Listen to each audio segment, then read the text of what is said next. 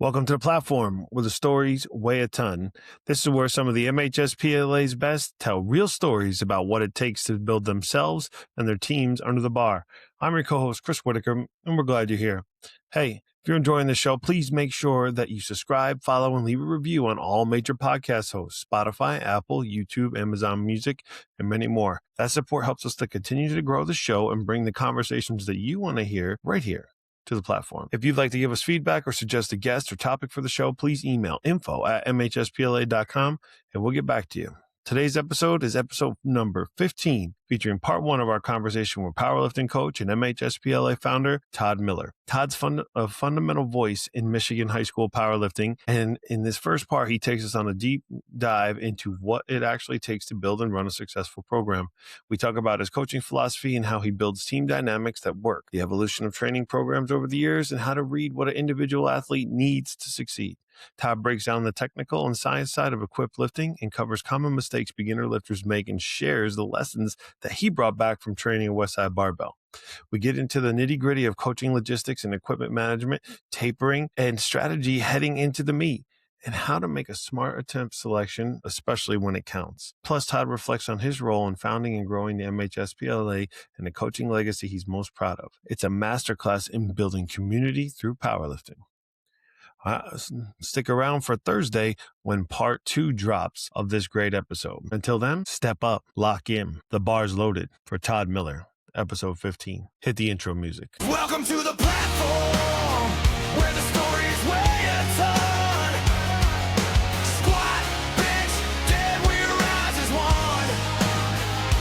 Michigan's lifters, this is our home. Turn it up, feel that foam. This is the platform. All right, and here we are back with another episode of the platform. Ladies and gentlemen, the bar is loaded today for founding member of the Michigan High School Powerlifting Association. His name is Mr. Todd Miller. Todd, welcome to the show. Thank you very much. I appreciate it. And we have Todd here with us. We're really excited about this one. Coach Gillum, I got so excited I introduced the guest before I even introduced us. That's all right. I'm excited for this as well. So I was our wondering, guest okay. today, just so everybody knows, I'm Chris Gillum. I'm Executive Director of the Michigan High School Powerlifting Association. My co-host, Chris Whitaker, he's the chair of the MHSPLA. Our guest today is a highly successful powerlifting coach from the Westside of Michigan. He led 3 different schools to powerlifting state titles while he coached. He coached the Plainwell Knights men and women teams to 2001 USAPL National Championships, first place finish. He was so highly respected by the USAPL, he was twice selected as the U.S. Sub-Junior National Team head coach. He also had the distinction of being an assistant coach for the U.S. Women's National Team that competed at the IPF World Championships in Germany. Let's welcome our guest, the legend, Todd Miller. All right. Thank you, guys. I appreciate that. Yeah, you're welcome. It was well earned. There's probably a lot more monikers we could give you. Let's start off. What brought you to the sport of powerlifting? How did you get started? As a football coach and track coach, head football, head track coach at Plainville High School. And we're at the Michigan High School Football Coaches Association in Battle Creek at that time. And I was having a daddy pop with Don Eastman and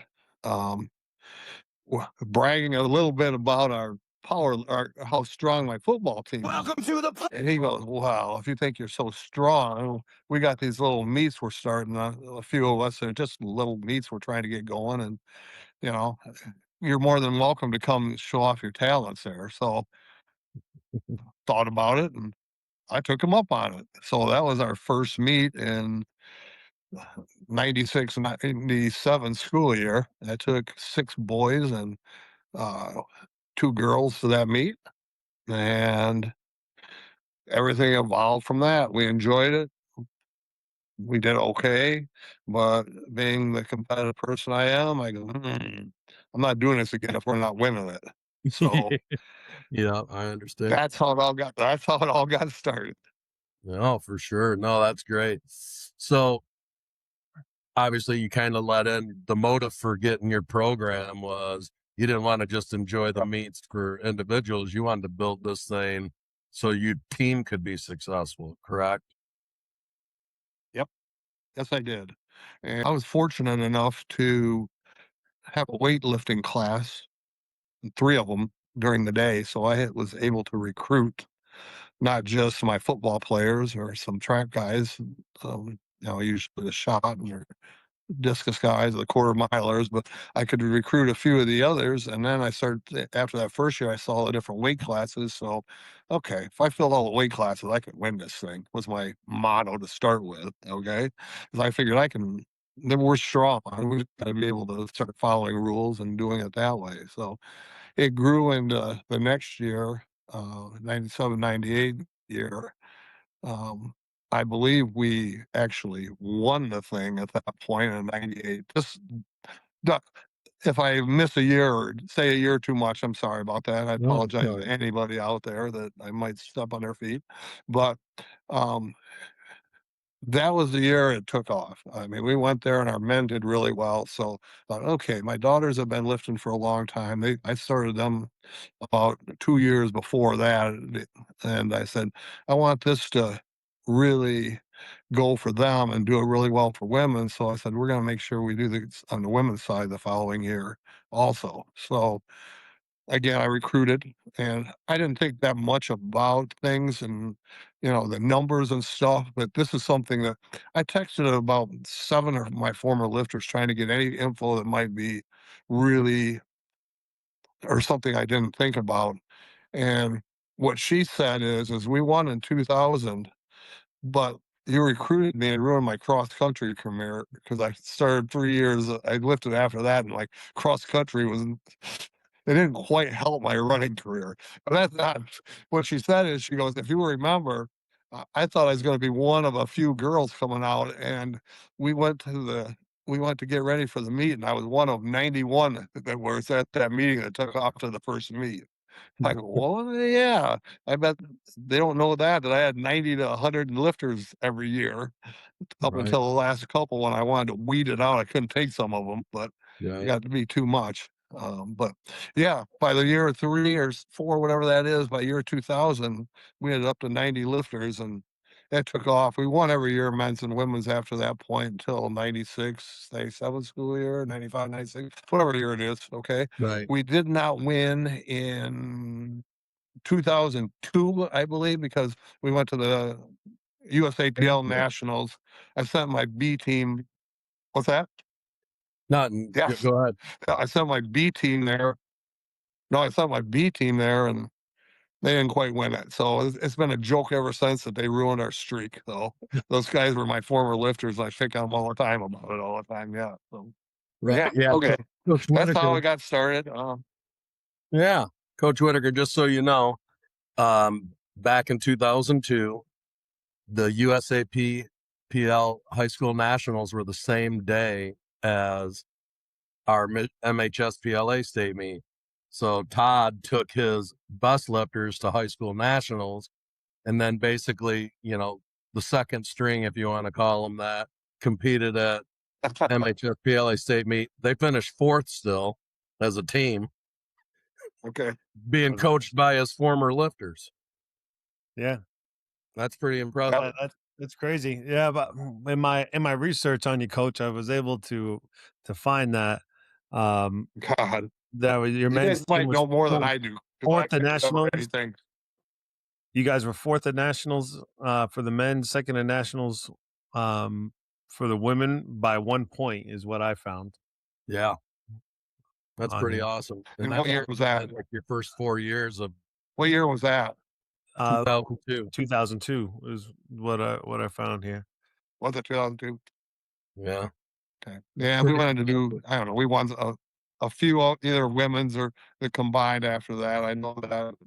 we did fairly well. I will tell you though, this I don't know if it's going to come out later, but this is probably one of the most funny, ironic things that happened in my career. When we first took 4 lifters to the nationals, we took them to the men's teen junior. They have 2 different nationals. They have a high school national, and they have a national for your age group.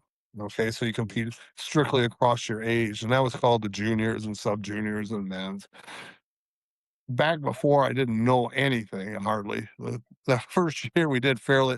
We second year we did really well as far as men that could stake meet. Well, I want to take my 4 best. We went to a national qualifier. And they qualified for that. We went to this meet. It was in Chicago, and we went there thinking we were going to set all the national records. We saw all the totals, and we knew what our totals were. And you know, my guys were swimming the day before, laying in the sun, hanging out in the sauna, doing things I learned that you don't do as you're a lifter. But um, we were getting ready to put our openers down, and this one young lifter who I thought looked like a renegade. He really did. He looked like long hair down to his waist, and he goes, "You guys might want to change your openers." And we go, "No, we can do these." He goes, "We really can do these." And the kid leans over to me, goes, the "They have to be in kilograms, not pounds, coach." I go, "Oh, we're not gonna do so well here." All of a sudden, I realized that, You're doubling the yeah, weight. I'm glad. Yes, exactly. Well, so we got our first lifter up, and he bombed out in the squats. Here I am thinking I'm first year there, thinking, oh, I didn't know everything about the sport. Second lifter bombed out in the bench. So we were really rooting just to get a lifter through. Luckily, the last 2 didn't bomb out, but they didn't do near as well as we thought they were going to. And we lost 2 to start with. So that was my first experience going to a USAPL meet. I gotcha. Well, and the USAPL was fairly new at that time because they had previously been the ADFPA, if I'm not mistaken, and Yep. so it was fairly new organization at that time. So that's great. Awesome. Go ahead, Chris. So, Coach Gillum alluded to it, right? You coached at Plainwell, Portage Northern, and Manistee, all to state championships during your time. What were the differences between the schools, and what did each have in common?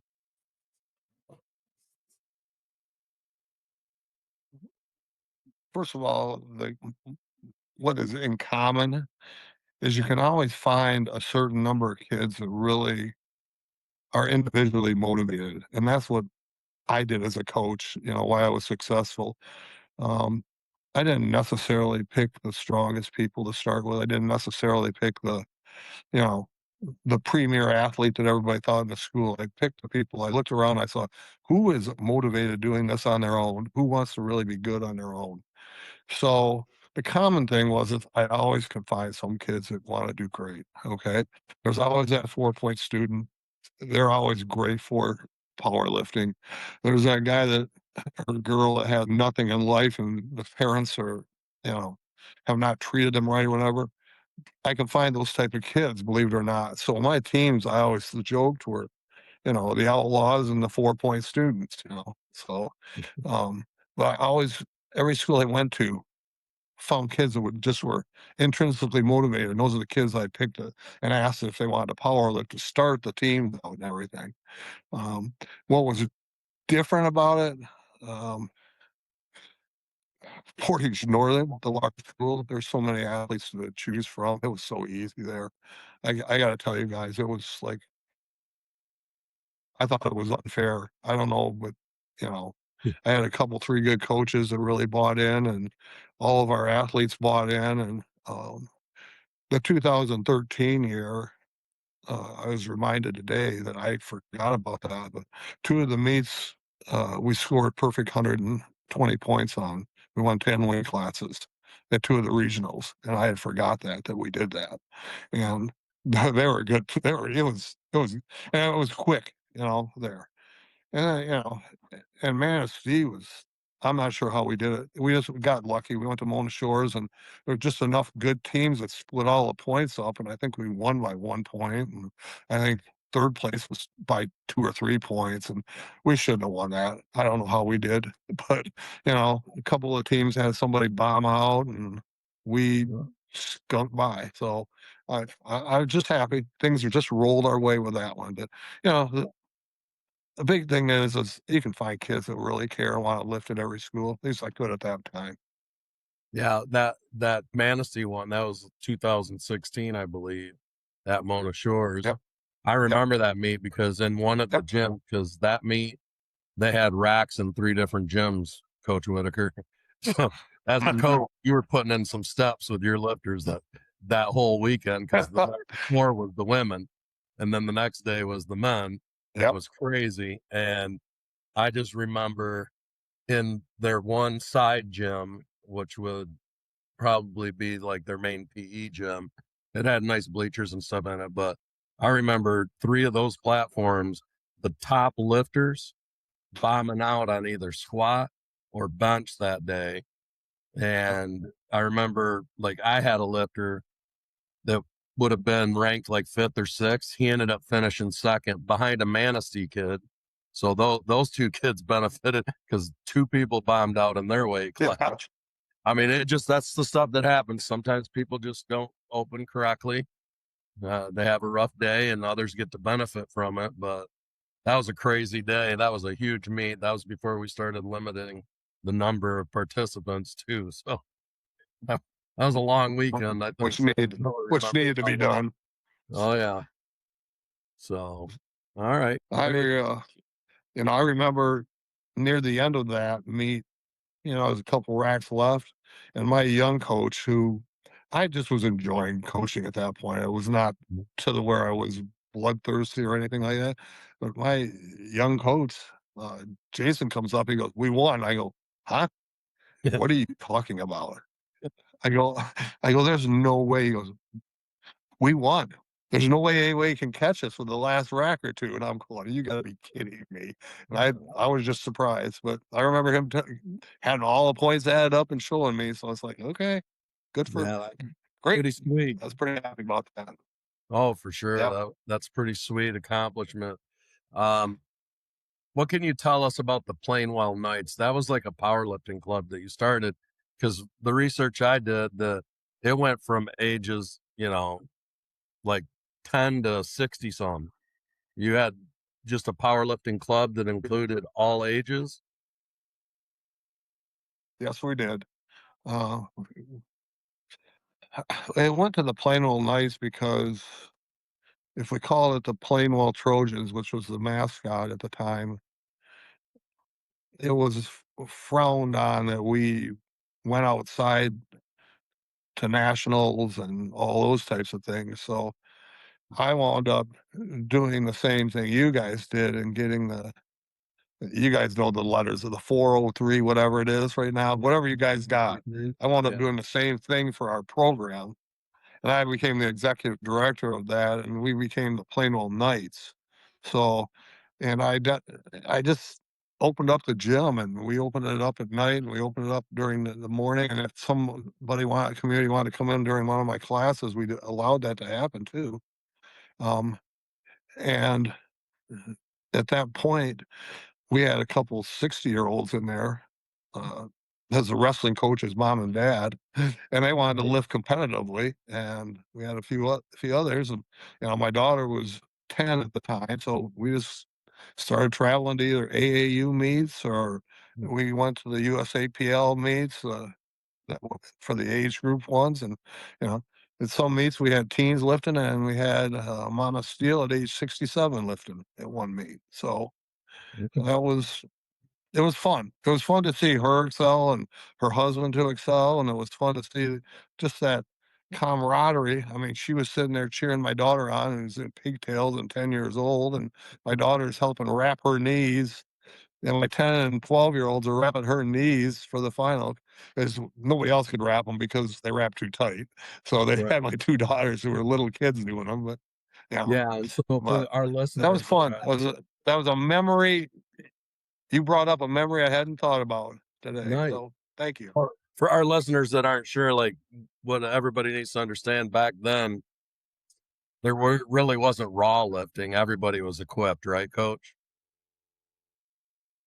Everybody was equipped, and that's where we had an unfair advantage because we had equipment. We were sponsored by Titan Sports, and they sent us all 60 suits for our lifters, and we had knee wraps for everybody, and we had an unfair advantage because, my daughters started along with we had 5 lifters that were, um, that had won world championships in a 2 or 3 year period. My daughters won 2 or 3 each, and we had a couple other girls do the same thing. Erin Dickey, Carly Nagel, both won world championships. My daughter finished second in the World Games, also in Germany.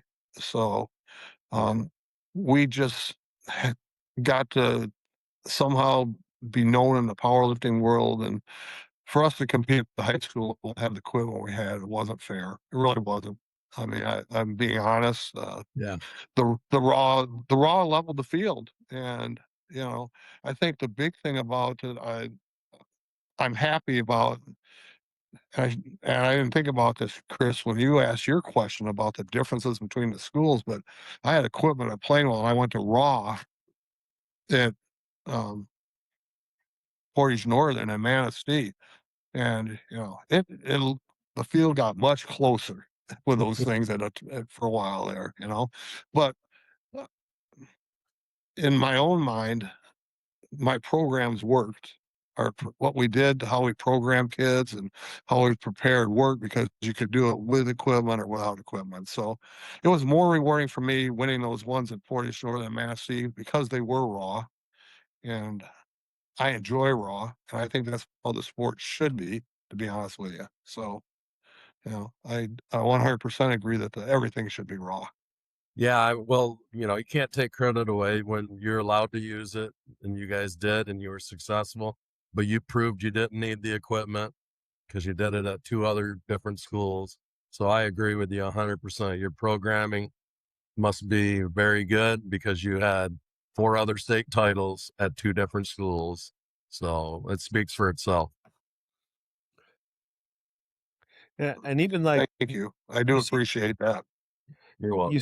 you see it a lot with some of the equipped lifters going into Raw. Like you hear a similar story.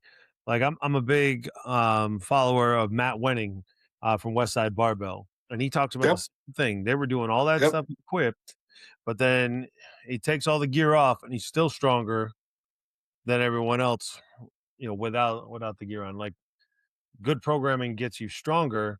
The gear at that point Right. is really more skill acquisition of how to use it and get the most out of it. For sure. Yep. At that point. Yeah. You know Matt? You do know Matt, Chris? I've met him. I've met him one time at the Arnold, just enough to shake his hand, and he talked to some of our kids for a while. I followed his stuff for a long time. We train conjugate, so that's a lot of Yep. those guys from Westside, and like that whole Louie tree basically that comes out now. Dave Tate, Matt Wenning, Nate Harvey from the University of Buffalo. Those are kind of the main people I'm following and learning from, and have for the last 10 years now, plus. Yeah. Well, this will interest you. That back when I wanted to learn a program, that's where I traveled, was down to Louie and the Westside Barbell. And I asked them if I could come down for the weekend and learn from them. And I'm glad I brought clothes because they said you're going to be doing all this stuff yourself right while you're here, and Louis. I remember him laughing a couple times at me. So I'm laying on the floor, like can't even breathe after some of their workouts. I'm like, oh my god. But yeah, I worked on a lot. A lot of their stuff I took. I think more of their auxiliary workout. I combined that with. I met with the Russians and I met with them in Germany one time because they wanted people were first ones to start beating them in the deadlift, and they were the squat kings. So we exchanged information on deadlifting coaching versus that. And I curbed their percentages and cut them down to 6-week cycles. But I used all things I learned about a lot of the auxiliaries and how to put those and how to incorporate them and how to never be happy. I mean, Louis was once you see somebody mastering a auxiliary, get them on something else because they need to grow in another area, continually rotate. So I learned those things. I spent Friday afternoon to a Sunday. I couldn't wait to leave, to be honest with you. First, I was intimidated. Second, they about killed me in the workouts. Yeah, double And, dope. and they scared me, to be honest, you guys. They scared me Oh, being in a room with all of them. they're pretty scary guys. They're super intense and they're large fellas. Oh, So what year was that when you went to Westside? I saw. What's that? What year was that when What's you that? went down there? It was either 97 the summer or 98 the summer. One of the two. It was So right where I that started. at So that point, Chuck Vogelpool is running wild. Dave Tate, they're all still there. I think 97. Dave Tate, Um, Dave Tate Square. Yeah. Dave Tate scared the hell out of me. Okay. But no, Dave was there when we were there. He's not like he is on his podcast now. Okay, you guys. He Okay. seems mild on the podcast, but Well, yeah, when he I've met lifted, he Dave was in person. intense. He's scary, dude. He's intense. I like him. was Matt Dimmel still Good alive guy. then when you were there too? I don't remember him. I do not remember him. I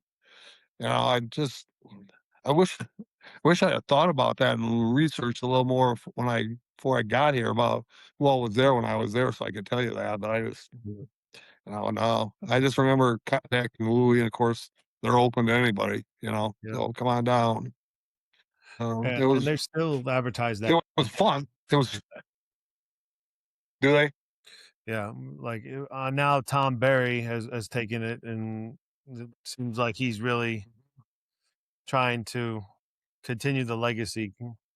But that's crazy that you've been there. That's cool. Other than Matt Wenning, you're the first person I've met that's been there, and Oh, yeah, I've been there. I've met Louie. you've done one of my life goals that I'll never get to do is meet Louie Simmons and learn Yeah. from him. So that's awesome. That's we'll talk more conjugate as we go, I'm sure. But getting back to our association here, our MHSPLA, we might have touched on this already. How many years were you active in the MHSPLA coaching? I think just from that 96 to 2006 era, I think that was about it. Um, Well, I through 2006. I'm trying to remember, but I don't think no, I did that, and then I did Portage Northern, and I did Manistee, so it was quite a while. I had a 2 or 3 years off. Plainville decided they didn't want me to be their football coach, so, um, got fired from there, but it's probably the best thing that ever happened to me. So Pete Skirmahorn called me the next day and asked me to be his defensive coordinator at Portage Northern, so and I actually learned football because as an assistant, you can learn too many managing problems as a football coach nowadays. So, but um, so from 1996 until 2016, I would say that I was involved in the MHSPLA. I'm proud of the fact that I sat in the room in the summer of '97 with Dennis Reinhardt's, Tony Anise, Noel Dean sent his assistant, Jason Cott, and Jeff Setsky was there. And the other big lifter, he had two sons that lifted for Montrose, was there. That was the group. And we were, because there was no, what's that? Was it Stuyvesant? Yes. Thank you. Nice. Yes. Is that Alan Stuyvesant or is that the son? I don't know. Oh, that's Yes. dad. Yeah. That's exactly who it was. Yep. And we were putting together a rule book. I just said, "What are we doing? The USAPL's got a rule book. We're sitting here trying to do this from page 1 to page 2. Let's just adapt it. Let's tear out the pieces we don't want and use this. So we did, and that's what was a framework for many years, and that was our original governing board, I believe. So Noel Dean was on instead of his assistant, but that was the group that I think, and Chris, you probably know more than I do, or not, or one of you guys probably knows more than I do about if there was anybody else involved in that group. But that was the I remember main, that was who was sat. that's the main people I heard, Todd. So I just felt, yeah, I felt fortunate they asked me to help them. So I think it was after '98 we decided to get a rule book together because I had at least proven myself to them. So they asked me to come. Uh, well, that was the original group. And that was the original governing body, and I'm just proud to see where you guys are today. Be honest with me. Be honest with me. It's like, wow. See what you guys are still continuing, and see the number of lifters, and I don't know. 3 or 4 years ago, I went to a state meet incognito and watched, so I was pretty happy about that. Only a few people recognized me that were still coaching, but I sort of sat away and with a hat on and just watched. But just to know that I was part of the beginning of that, just makes you feel good. Makes you feel like you accomplished something. You know. Yeah, absolutely. I mean, and that's one of the big reasons why we wanted to have you on is, somebody like myself, I'm from upstate New York. Always, as we talk on these podcasts, tell everybody I'm from New York. So I don't know the history of this, and you're quite literally the start of this whole thing that we spend Yeah. all this time working on and coaching our kids and building, and Gillum is doing a ton of stuff here to take us to another level as our leader. But it's so cool to be able to talk with you and hear from you about how it all went down. So Yeah. we I talked think about the original. Go ahead.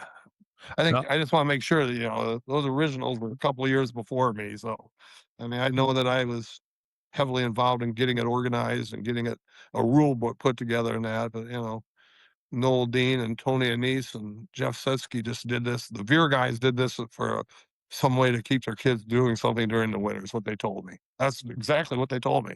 They told me after I started winning, I was interrupting their Veer. I better go with the Veer.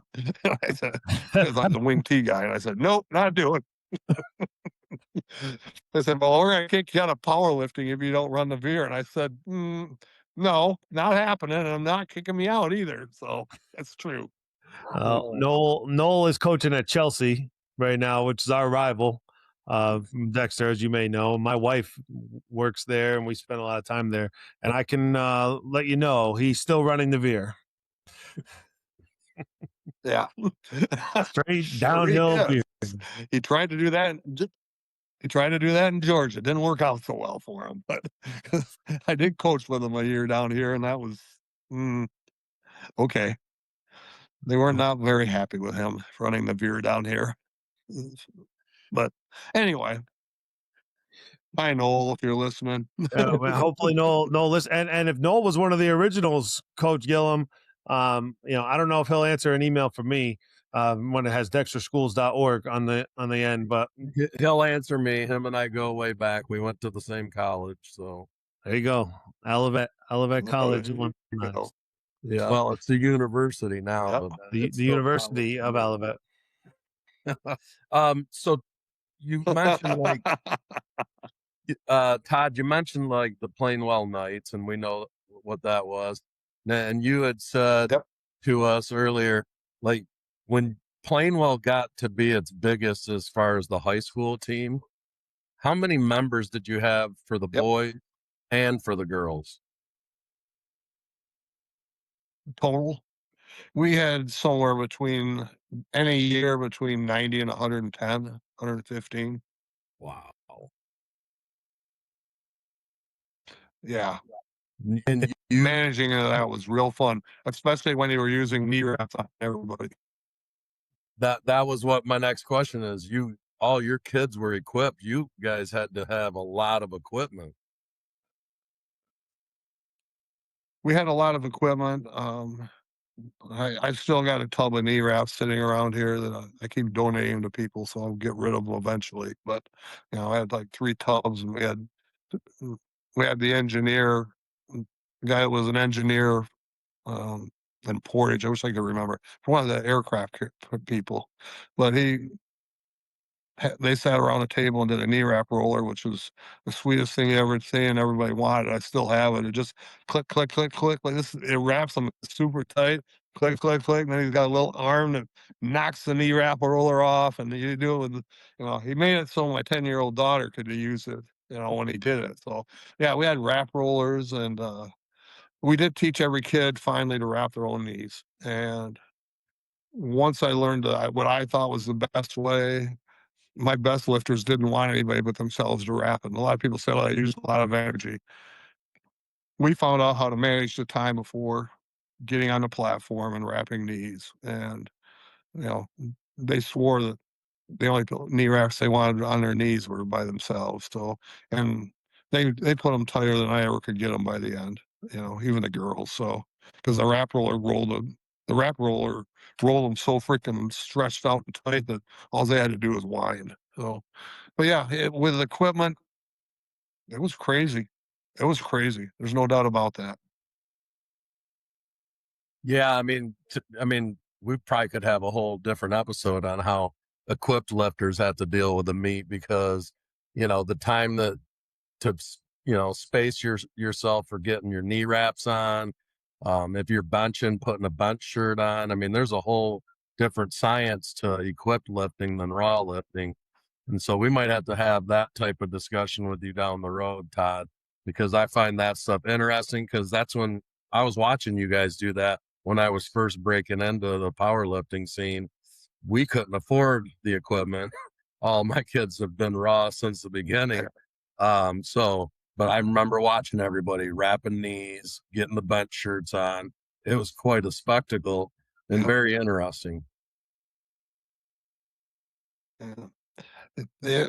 We managed to get it down to what I call a science right now with how many we had to do it with, and you know, I I feel we did a pretty good job of our lifters and former lifters coming back to help. I mean, I can't thank the former lifters enough because they became my coaches and they became my workers, and us putting on a meet was easy. I mean, I could have 15 platforms and have enough workers for every platform, including spotters and loaders. So, it just became where we could do that, and it was not a problem. So, um, but yeah, one thing you mentioned putting the bench shirts on, of course we used to put, we had a down pat, put the Walmart bags on, hold them up, wrap the here, slide the sleeves up as far as you can get them, and then you take the Walmart bags out.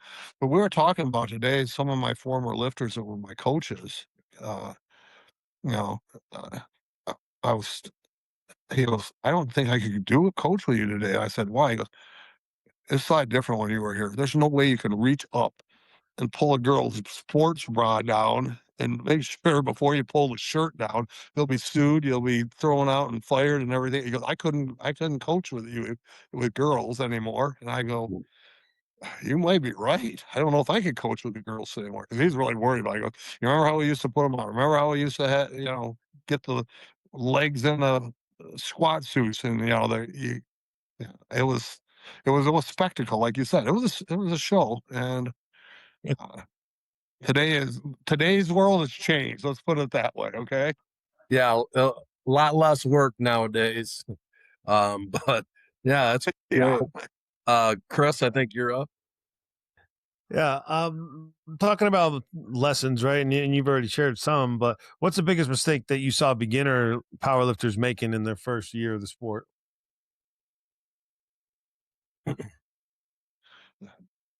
The guys always think they can do more than they can, and the girls always think they always do way less than they can. They have no confidence. But one of the biggest is the guys trying to everything they do is overestimating their abilities and trying to get them back to a level head. That's even on the daily workouts. I mean, you figure out right away who's trying to do too much and that.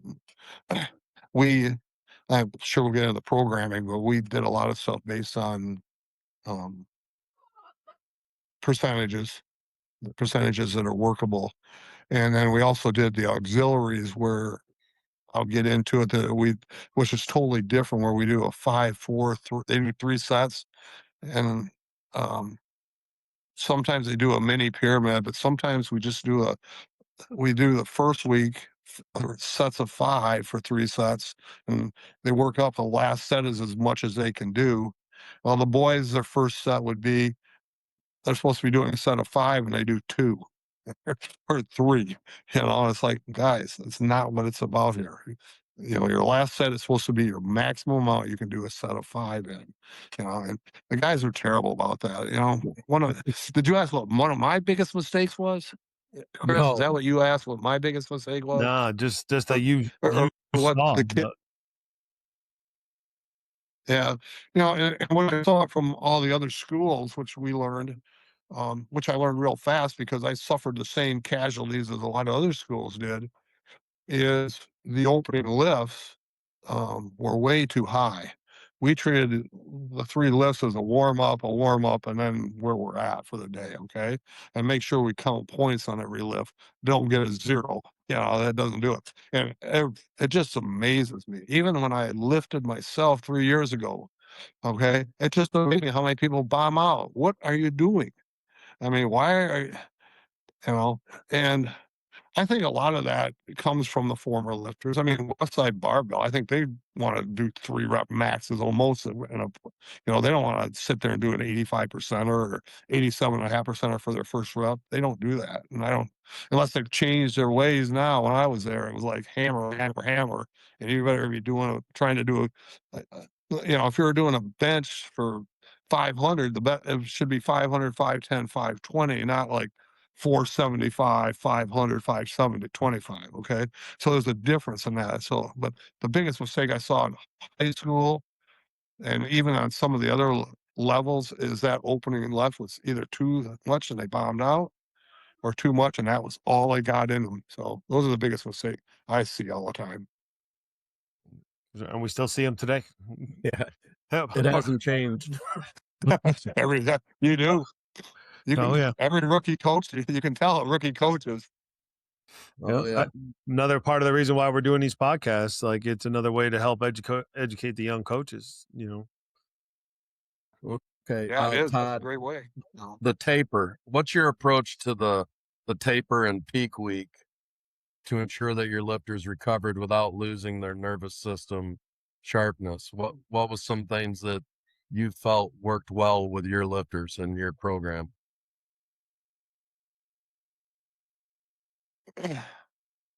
Now, this is where you might throw darts at me and go, there's no way, okay? I am a person on 6-week rotation, 6-week program, okay? 6 weeks, every 6 weeks for the whole year. I tell my lifters, if you can gain 10 pounds every 6 weeks, let's multiply that out with a break in between there with an extra few weeks. I got it. There's 4 weeks extra or whatever. But if we do that and multiply, that's 80 pounds. Would you be happy going up 80 pounds in your squat for the year? Yes. Okay, we're going to go 5 pounds on the bench. Would you be happy going up 40 pounds in your bench for the year? Absolutely, coach. Okay, we're going to look at this different then. We're not going to, we want the thing I did best was teach them mentally how to deal with where they were at. Okay. That they had to be satisfied with the gains based on what they brought to the table to begin with. Okay. Whether you could bench press 200 pounds, 100 pounds, 300 pounds, what you brought to the table, you wanted to increase that. So we do it by 6 weeks. I take the 3 made lifts, squat, bench, and dead. All right. Week 1, it works up as a warm up. There's 3 or 4 warm up sets, and then it works up to 5 sets of 3 at 80% of your max. All right, that's like a baseline right there. Okay, 5 by 3 of that. That's you should be able to do that. If they can't do that, we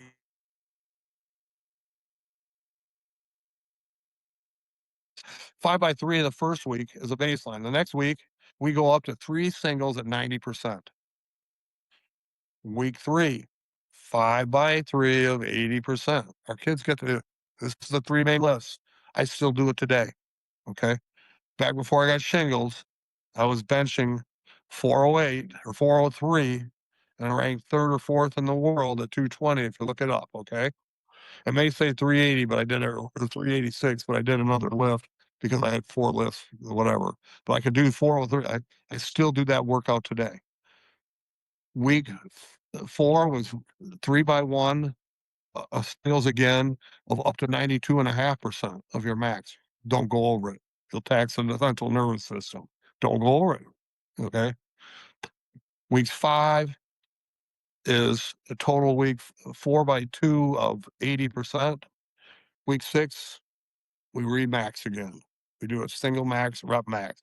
So you look at it, we had those rest periods of the baseline weeks of 5x3, 5x3, 4x2, but in between we did 3x1 of 90%, 3x1 of 92.5%, 3 by or whatever your max was, and remax for the next 6 weeks. And we kept track of that. We charted every individual on that. All right. Auxiliaries. This is where we changed up if we're in season or out of season. Okay.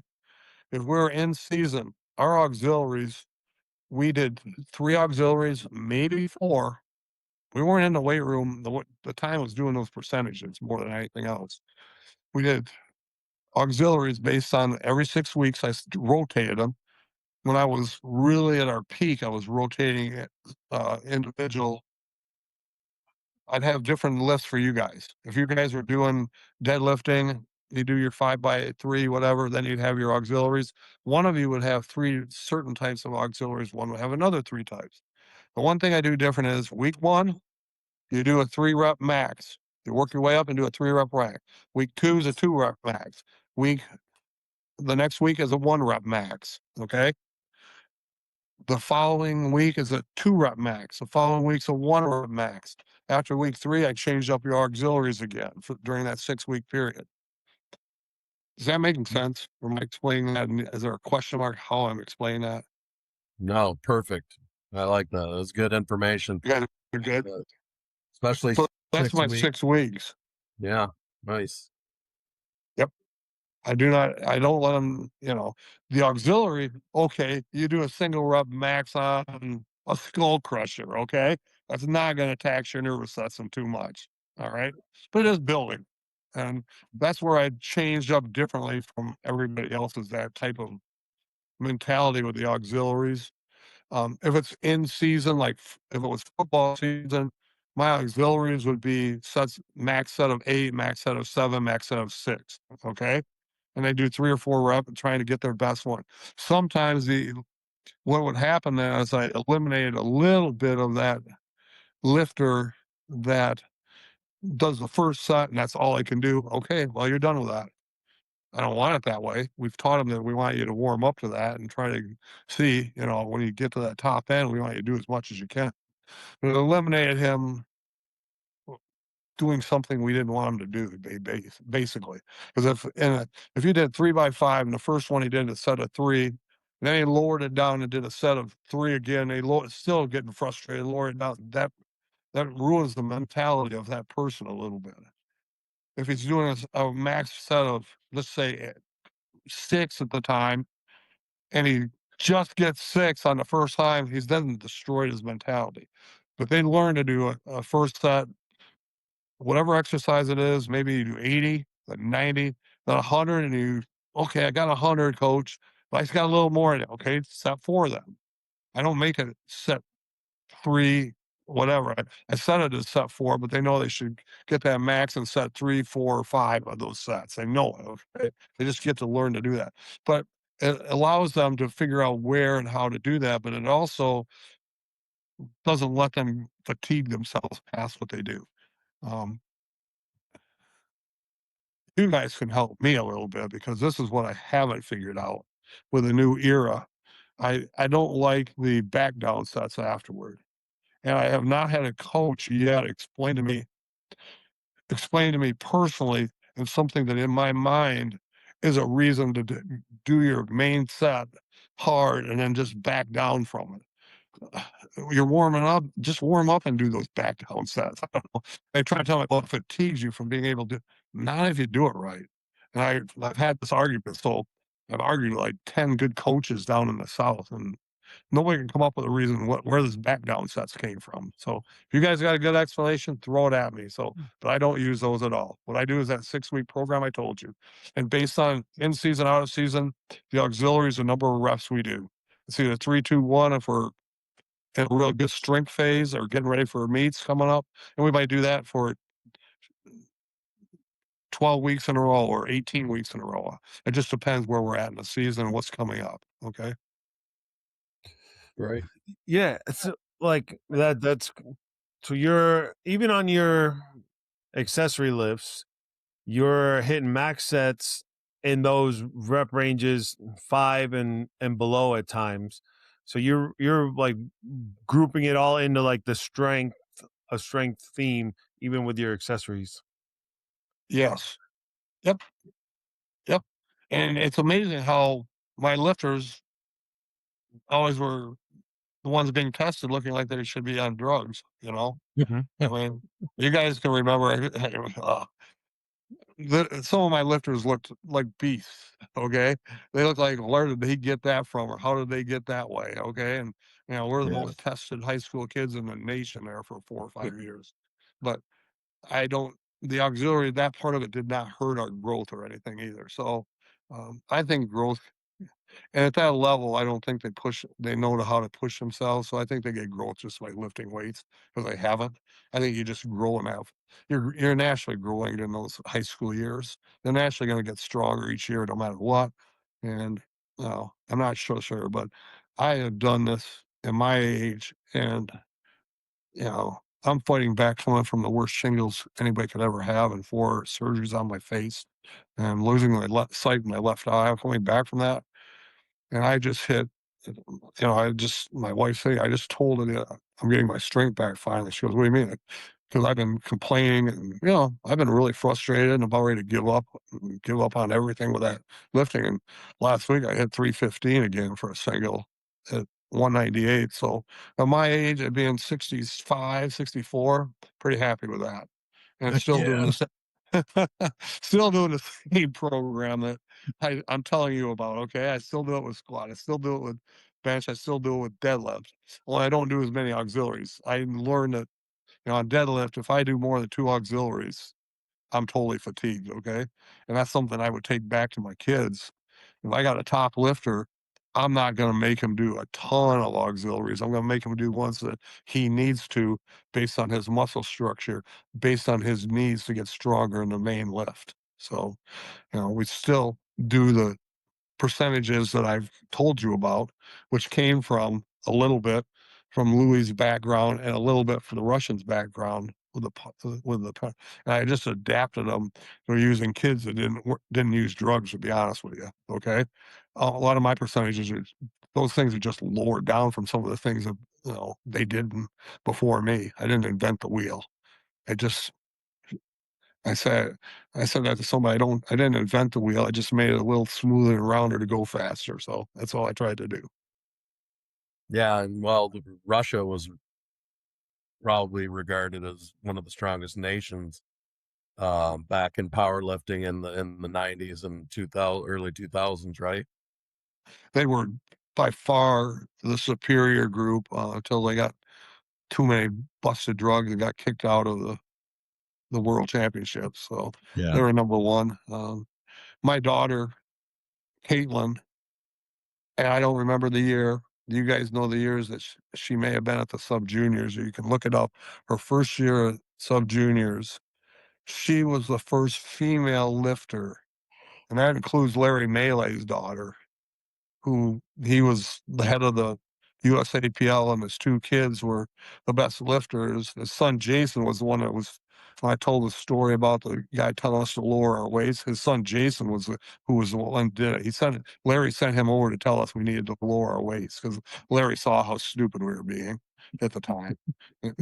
Um, but anyway, my daughter was the first one to beat a Russian, and 100% truth, swear on a Bible, they slapped her after the meet, and we never saw her lift again because she lost to an American. And she cried the whole time the United States national anthem was played on the podium. So I almost felt bad. Man, Then my competitive guy, yeah, okay, that's fun. Watch it. Look at that. Everybody, look at that. That's what we wanted to have. Fun. yeah, felt bad for a split second. Oh yeah, I understand that. That's hilarious.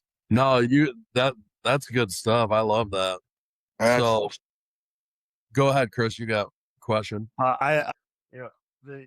If you want to talk powerlifting, you guys got my phone number. Just call me. Oh yeah.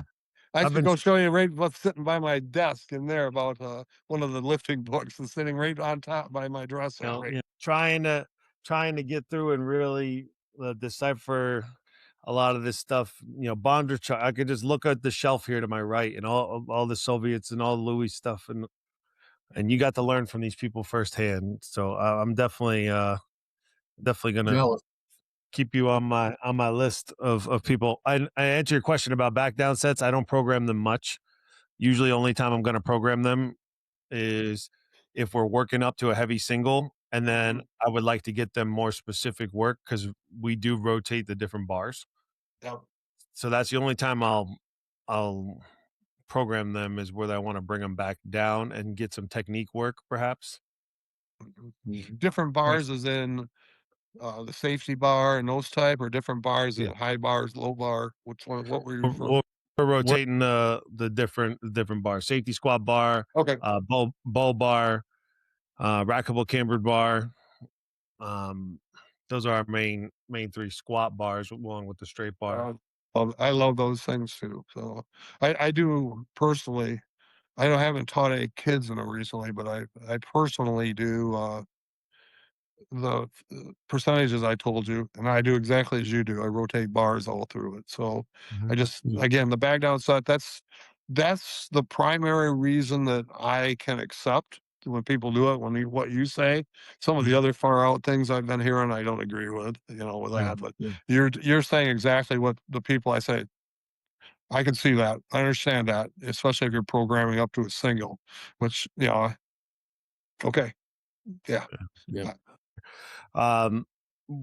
We talked a little bit about attempt selection earlier in the show.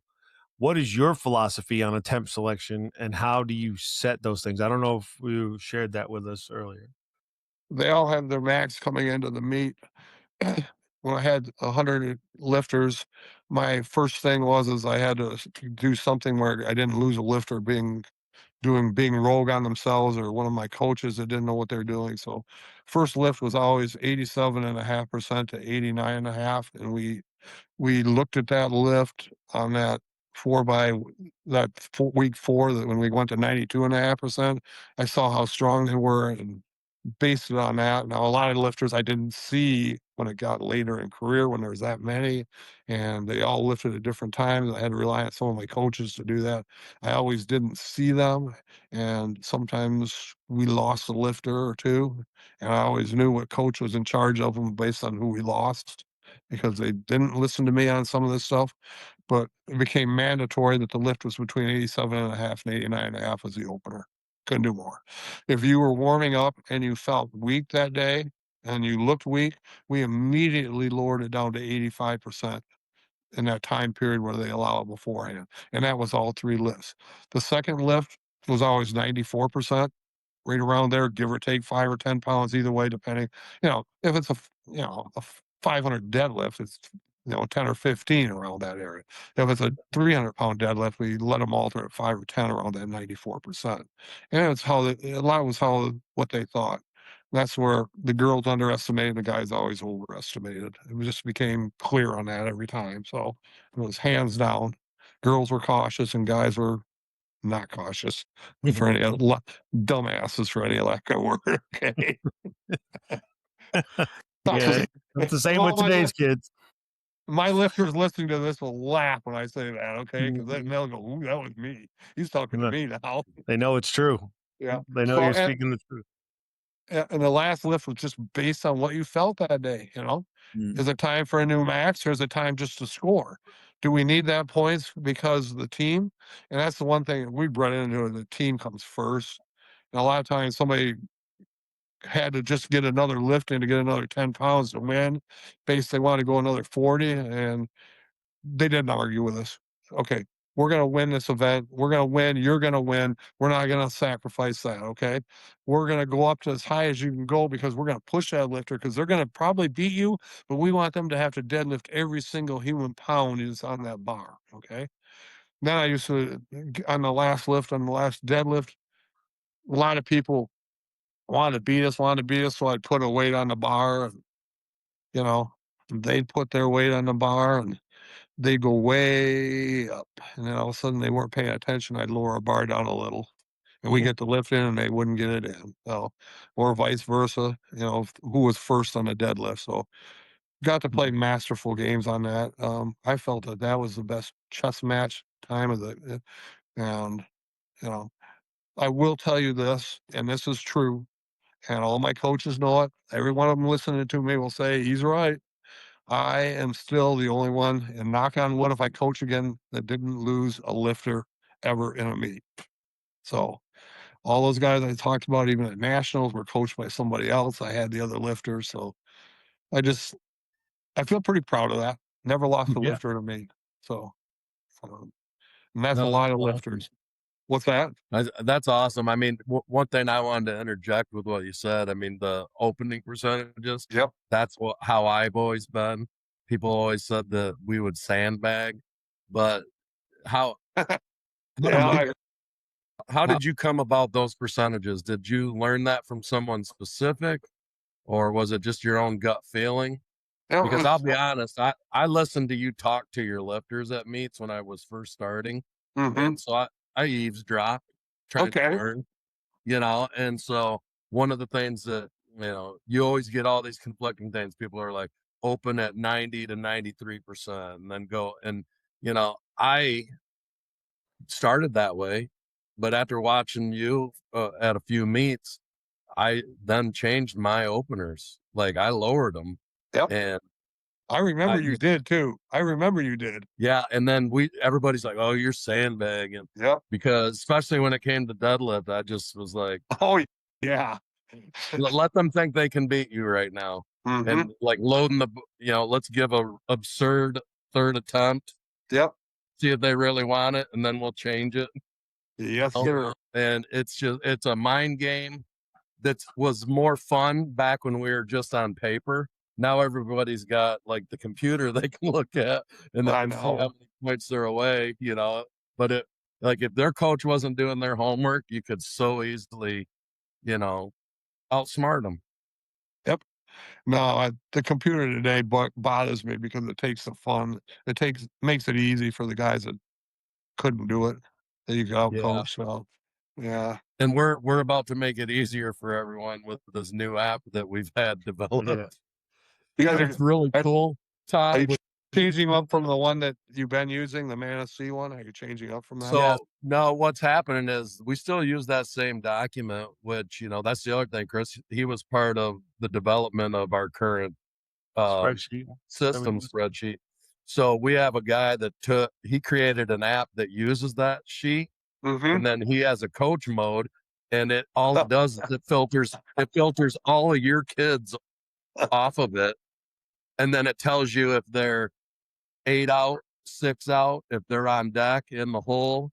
It lets you know, and it tells you what platform they're at. So as a coach, we had kids this year at the state meet. We had coaches, they never missed any of their lifters' attempts because the app was telling them when and where they were lifting. Wow. And you know how many lifters' attempts we've missed in our career? Way too many. Way too many. And so it's a pretty neat tool that our coaches are going to have access to full time this coming season. So we're excited for that because, everything's about trying to make it easier for the coaches and then the kids benefit as well. So, but we'll talk to you about that at some other point and let you kind of browse through it. And then you'll probably get a little jealous and maybe make a comeback again. You never know. You never know. Yeah. But you guys asked me where I get those. I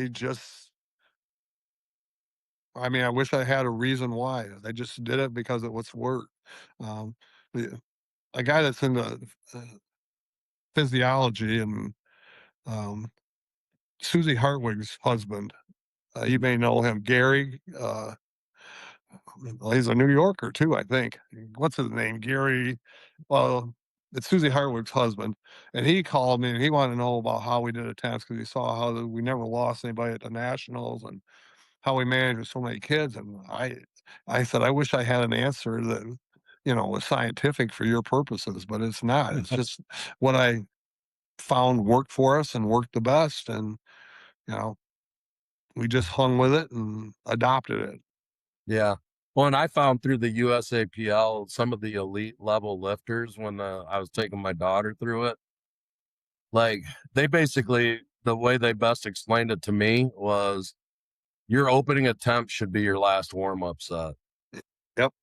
Quit warming up to, so high because you're going to tax your nervous system too much, especially at a big meet, that you won't have much left in the tank after your opening deadlift if you're not smart with your warm-up sets and your opening attempts. No. And so I just took that to heart and I adopted that philosophy. That's so true. I mean, and we had some lifters, this is sidetracking, sorry guys, but I would have some lifters that could only take one warm up in the deadlift because you could tell they're starting to be fatigued in the bench. I mean, if they weren't doing their usual, they were struggling with the squat. We cut down I mean, when we programmed it, we always programmed 4 warm up sets for the squat, 3 for the bench, and 2 for the deadlift in meets.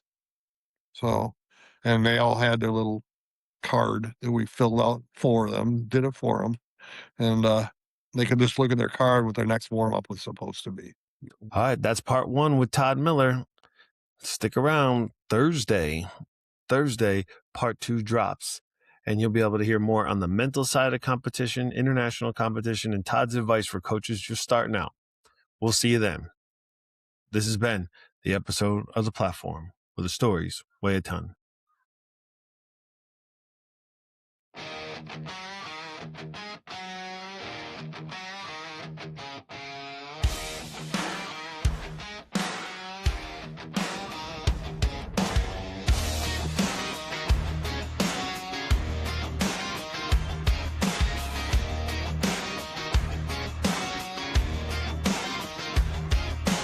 Bars chalked up, clocks counting down. Another early morning in a small town gym right now. Steel on sleeves, heart in your hands. Every rep, every meet, building Michigan's strongest plans. Welcome to the platform, where the stories weigh a ton. Squat, bench, dead, we rise as one. Michigan's lifters, this is our home. Turn it